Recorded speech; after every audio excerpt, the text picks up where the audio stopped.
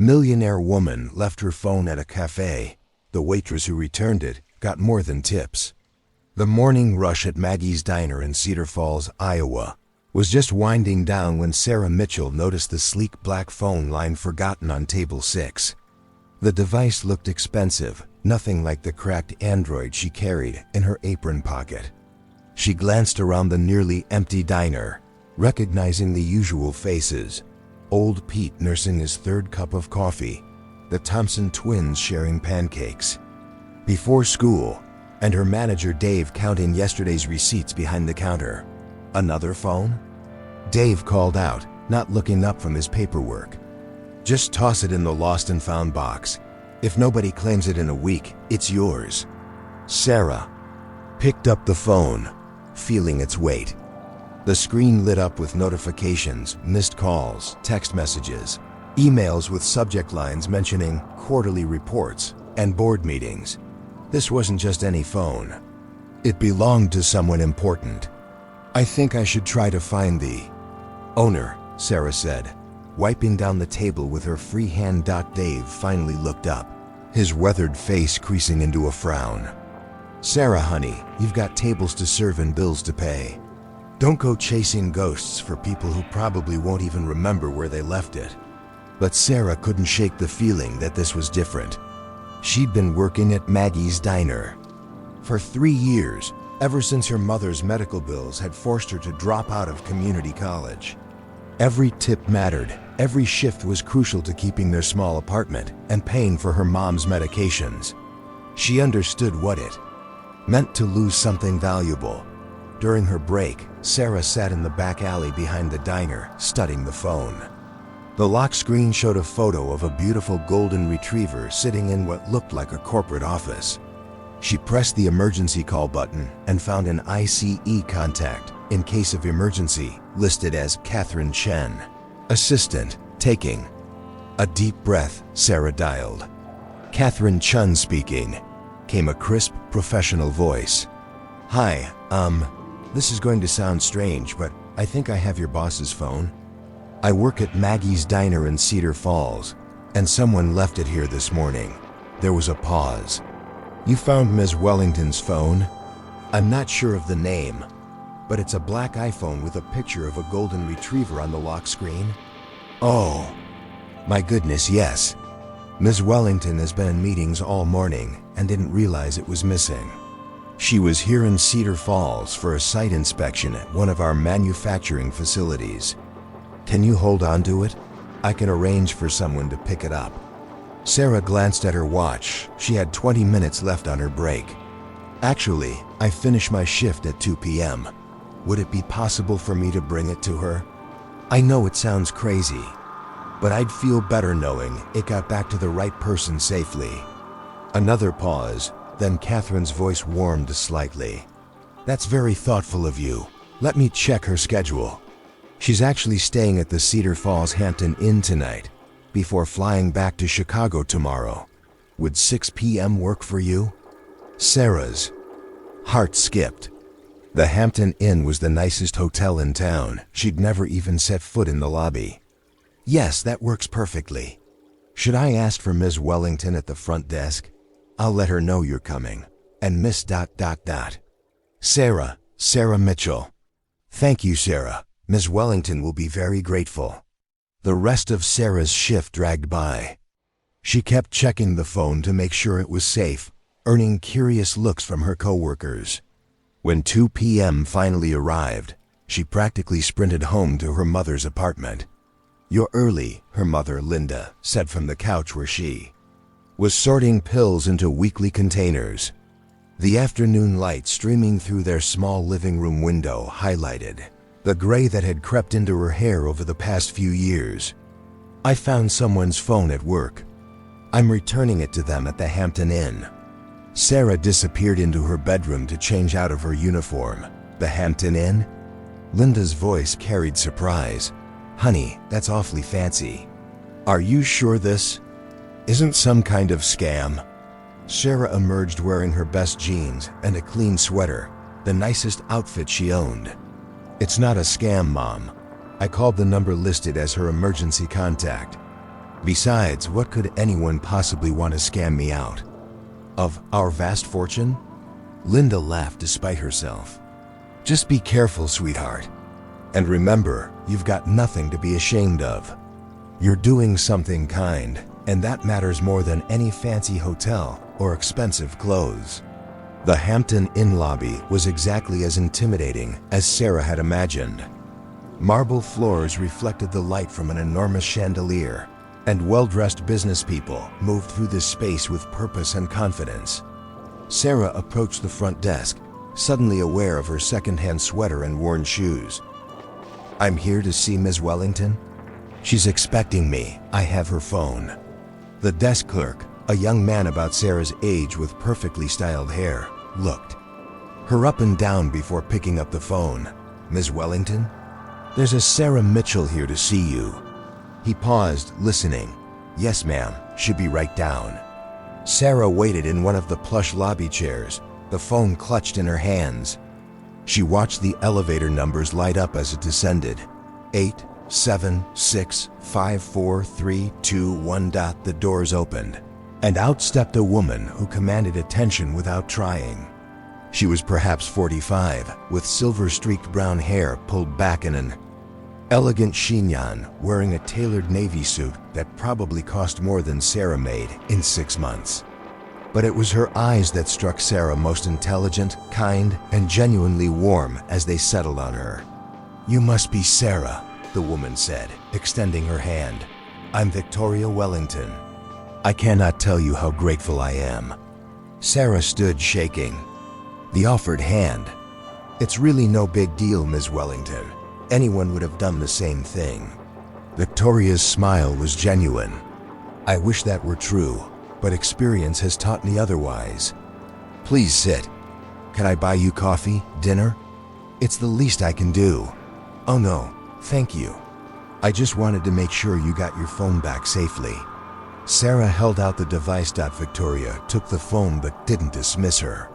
Instead, she sat down in the chair across from Sarah. Catherine told me you work at the diner where I had breakfast this morning. Maggie's, right? Yes, ma'am. I've been there about 3 years.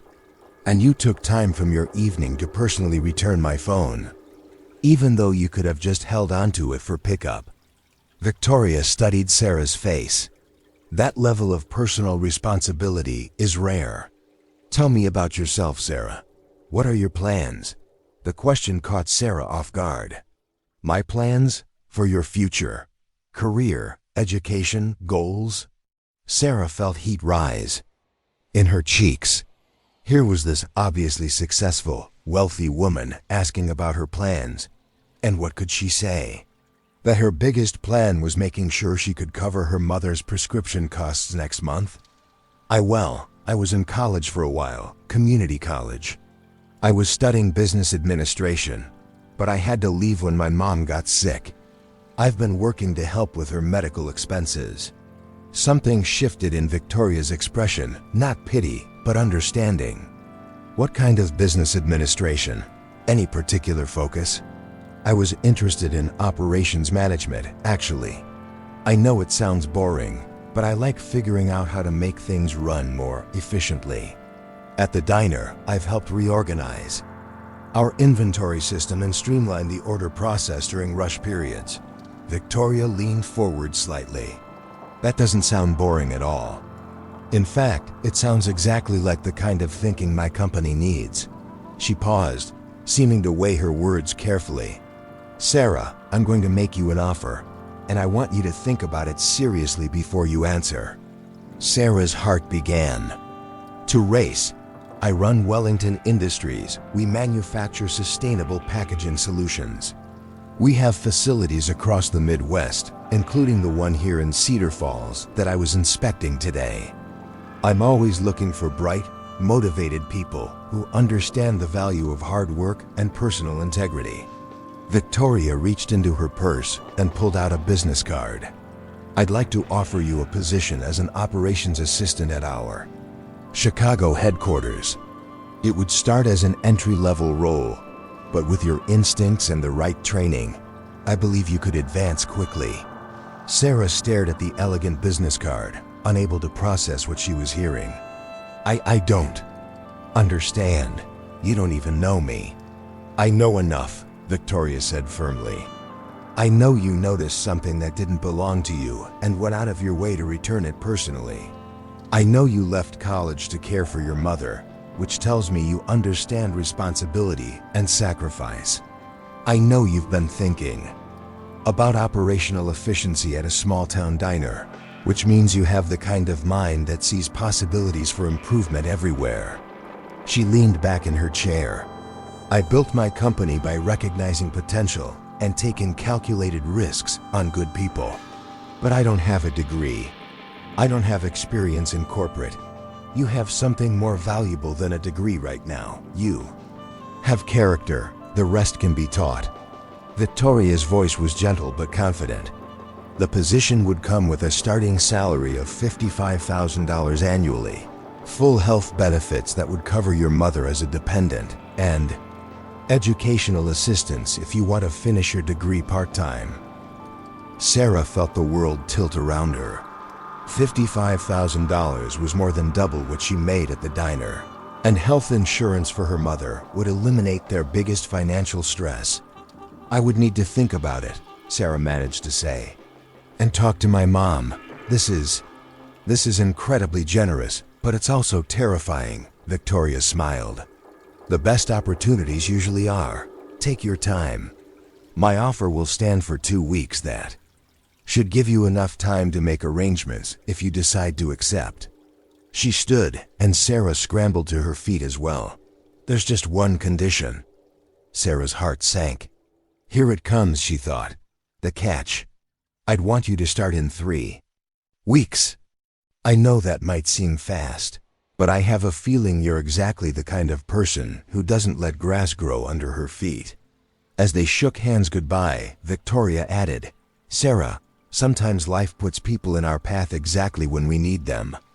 I walked into that diner this morning, stressed about a dozen different problems, had a lovely breakfast served by a kind young woman, and left my phone behind in my distraction.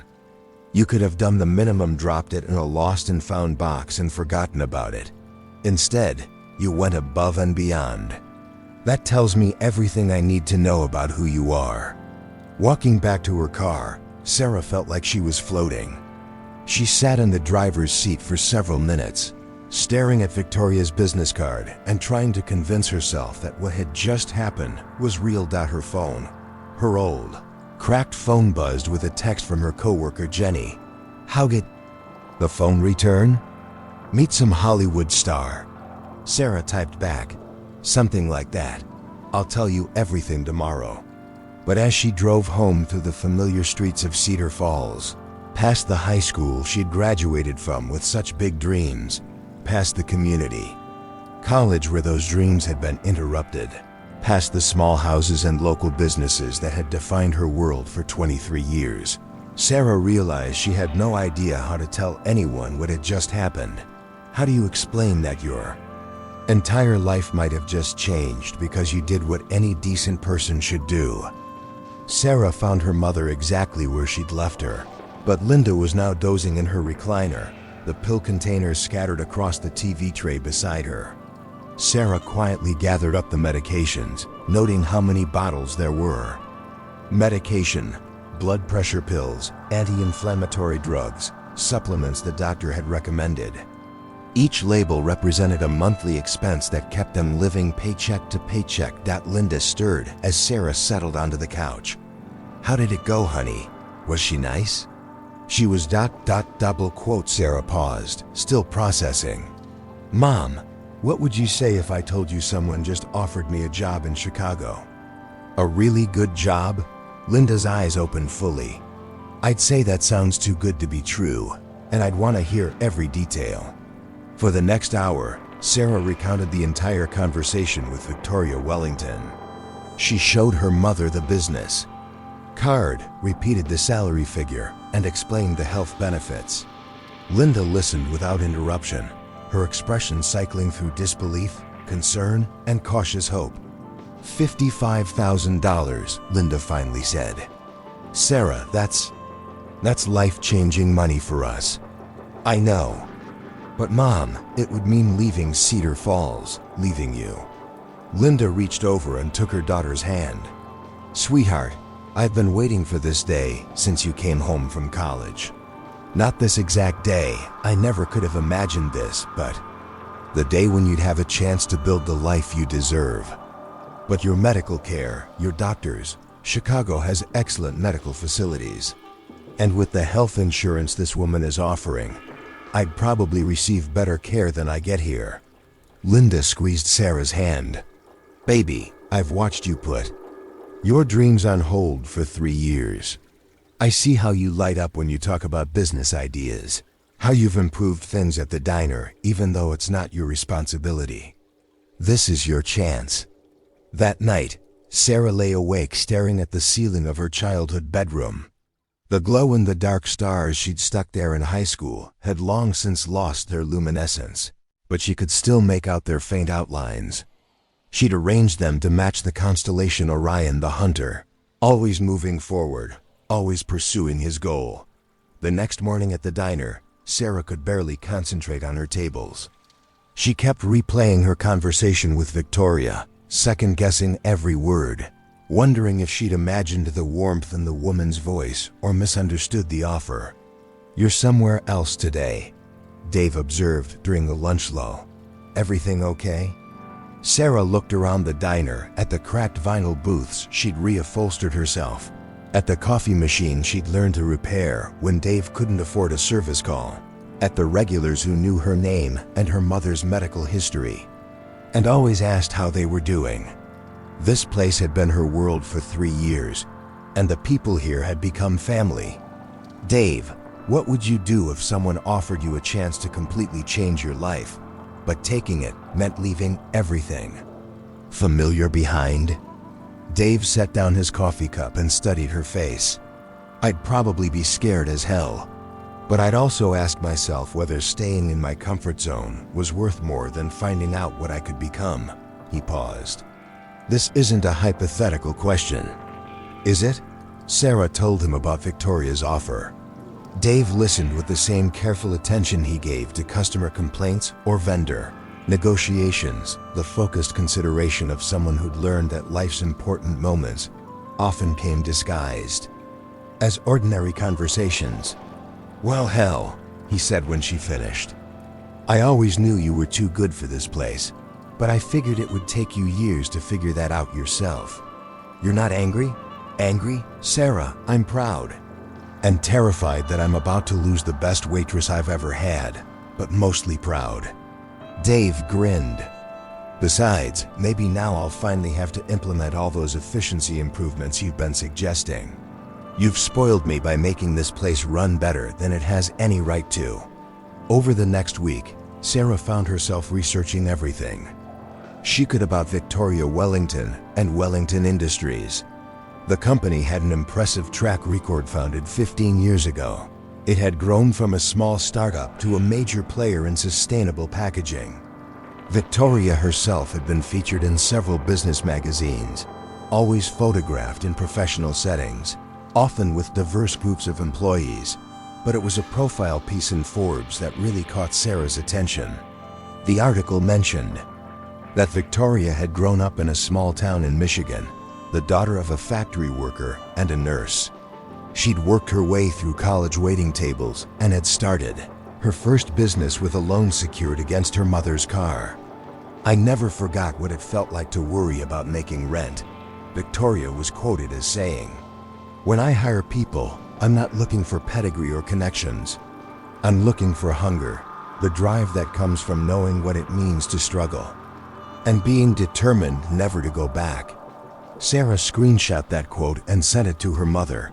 Linda's response came back immediately. This woman sees something in you that maybe you haven't seen in yourself yet. Trust her judgment. Trust your own worth. The turning point came on Thursday evening. Sarah was walking home from her shift when she ran into Mrs. Patterson, her high school English teacher, outside the grocery store. Sarah Mitchell, how are you, dear? And how's your mother? We're doing well, Mrs. Patterson. Mom's managing her health issues, and I'm still at the diner. Mrs. Patterson's expression grew thoughtful. You know, I still remember the essay you wrote in my class about wanting to revolutionize how small businesses operate. You had such innovative ideas about efficiency and customer service. Are you still interested in business? The question hit Sarah like a revelation. She'd been so focused on survival for the past 3 years that she'd almost forgotten that version of herself, the one who'd stayed up late, reading case studies and business journals, who'd filled notebooks with ideas for improving processes and systems. Actually, Mrs. Patterson, I might be getting a chance to explore that again. That night, Sarah called the number on Victoria's business card. Catherine Chun answered on the second ring. Ms. Wellington's office. This is Catherine. Hi, Catherine. This is Sarah Mitchell. Ms. Wellington made me a job offer last week, and I'd like to accept it. The relief in Catherine's voice was audible. Oh, Sarah, that's wonderful. Ms. Wellington will be so pleased. She's actually been checking her calendar every day to see if you'd called. They spent the next 20 minutes working out logistics. Sarah would start in 3 weeks, giving her time to train her replacement at the diner and help her mother transition to Chicago. Catherine would email her information about apartment hunting, moving expenses, which the company would cover, and the onboarding process. One more thing, Catherine said before they hung up. Ms. Wellington wanted me to tell you that she's excited to see what you'll bring to the team. She has a good feeling about you. Sarah's last day at Maggie's Diner was bittersweet. Her co-workers had pooled their tips to buy her a gift, a professional briefcase with her initials embossed on the front. For your new big shot job, Jenny said, wiping away tears. Promise you won't forget us little people when you're running some huge corporation. Are you kidding? You guys taught me everything I know about working under pressure, thinking on my feet, and treating people with respect. I'm taking all of that with me. Dave pulled her aside during her final break. Sarah, I've been thinking about what you said, about someone seeing potential in you that you didn't see in yourself. I want you to know that I've seen it too, every day for 3 years. The way you handle difficult customers, how you've improved. Our systems, the fact that you never miss a shift, even when your mom is having a bad day, that's not just good employee behavior. That's leadership. On her last morning in Cedar Falls, Sarah stood in her empty bedroom, looking up at those faded constellation stickers one final time. Orion was still there, still moving forward, still pursuing his destiny among the stars. The drive to Chicago felt both endless and too short. Linda rode beside her, occasionally giving directions or commenting on the changing landscape, but mostly they traveled in comfortable silence, each lost in their own thoughts about the future. Wellington Industries occupied 3 floors of a gleaming office tower in downtown Chicago.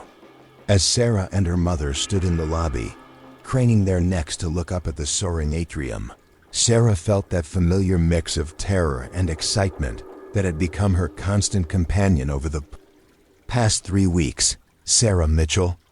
A familiar voice called out.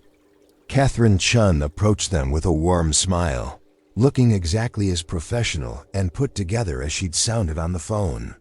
And you must be Mrs. Mitchell. Ms. Wellington is so looking forward to meeting you. The elevator ride to the 10th floor gave Sarah a chance to study the company directory.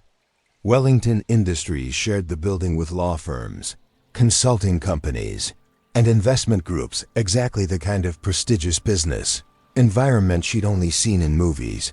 Victoria's office was corner suite with floor-to-ceiling windows, overlooking Lake Michigan. But what struck Sarah most was how lived-in it felt. Family photos on the desk, a coffee mug with a chip in the handle, stacks of reports with handwritten notes in the margins. Sarah! Victoria rose from behind her desk, genuinely beaming. And Mrs. Mitchell, what a pleasure to meet you. You must be so proud of your daughter. I am, Linda said simply, and grateful to you for seeing what I've always seen in her.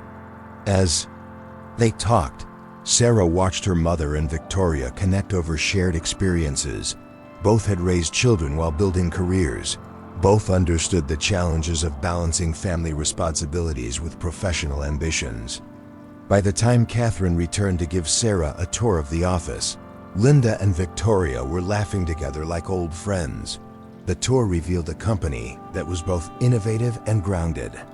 Sarah met her future teammates, a mix of experienced professionals and recent graduates, all united by a sense of purpose about the company's environmental mission and a genuine enthusiasm for their work. "Your desk will be right here," Catherine said, stopping beside a workstation near a window. "You'll be working primarily with our operations team, but Ms. Wellington likes everyone to understand how all the departments connect. You'll spend your first few weeks rotating through different areas: sales, marketing, finance, production planning." Sarah ran her hand along the clean surface of the desk that would be hers. In 3 weeks, she'd gone from worrying about covering her mother's prescription costs to having her own desk at a thriving company with a view of Lake Michigan. "It's overwhelming, isn't it?" Catherine said gently. "But good overwhelming, I hope."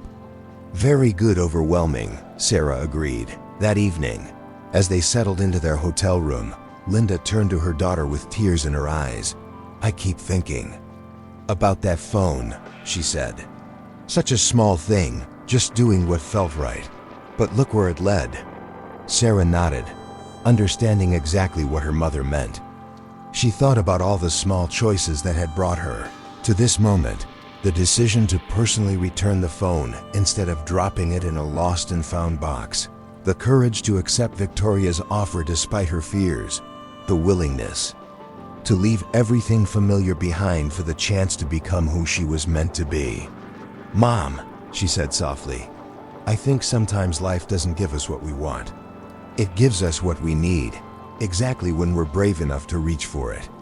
3 months later, Sarah stood in that same corner office, now as Victoria's operations coordinator, presenting a proposal to streamline the company's Midwest distribution network. The ideas she'd first developed thinking about efficiency at Maggie's Diner had evolved into sophisticated strategies that could save the company hundreds of thousands of dollars annually. "Brilliant work," Victoria said as Sarah concluded her presentation to the senior management team. "I think we should implement this immediately." After the meeting, Victoria asked Sarah to stay behind. "I have something for you," she said, pulling a small wrapped package from her desk drawer. "Consider it a 3-month anniversary gift." Inside was a sleek new phone case with Sarah's initials embossed in gold. But it was the note inside that made Sarah's eyes well up with tears. "For the woman who proved that integrity and kindness are the rarest and most valuable currencies in business. Thank you for returning more than just a phone. You returned my faith in finding extraordinary people in ordinary moments. Victoria." Sarah looked up to find Victoria watching her with the same warm smile she'd worn that first evening in the Hampton Inn lobby.